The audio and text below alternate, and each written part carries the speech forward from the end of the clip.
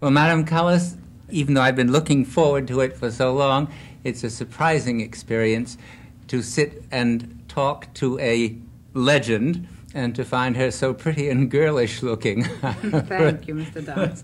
The first thing I think of is that when I see you come on stage, or even as I see you now, you have a indefinable something that makes everybody turn and look and watch absolutely fascinated. There is some kind of electricity that you generate. You must be aware of it because you've seen the results.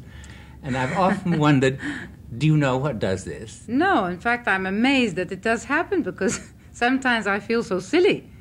And all of a sudden people say, oh, how wonderful, either you acted or you... And it's a shock to me because I think really that I should have never have done things. I don't know. I don't really realize it. You don't realize it at all? I'm always surprised at it. It's extraordinary, and it's not just when you're in action. I've been told that, and I'm deeply flattered, but I really cannot realize it.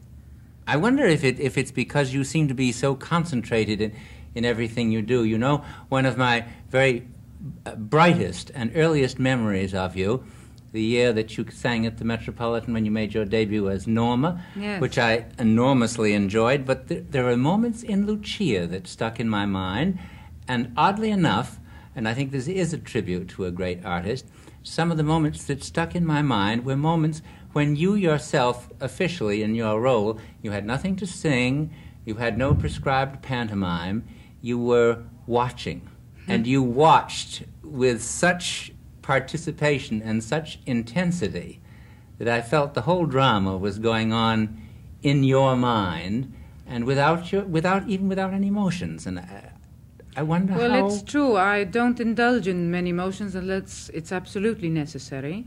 I was taught that when I was a child, and I always, I think by nature I am like that. I don't move a lot, and I watch a lot.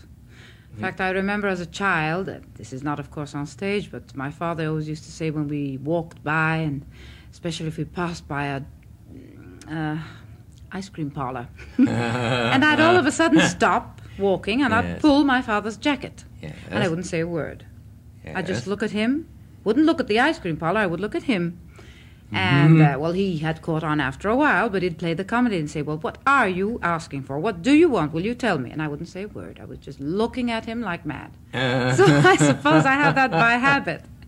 It's something that I feel I should do because it's my nature, and I probably indulge in that on stage. I don't know. Because really there are times at certain rehearsals when I come out, I don't know anything about anything, and I'm in the midst of all people, all chorus, and I'm immediately looked out and immediately found on stage. Yes, I'm not indeed. dressed up for the opera. I'm dressed up civilian clothes. And they've told me after the spell and all that I cast, which amazes me always because I certainly don't do anything to cast any spell. It's amazing. It probably has to be something you're born with.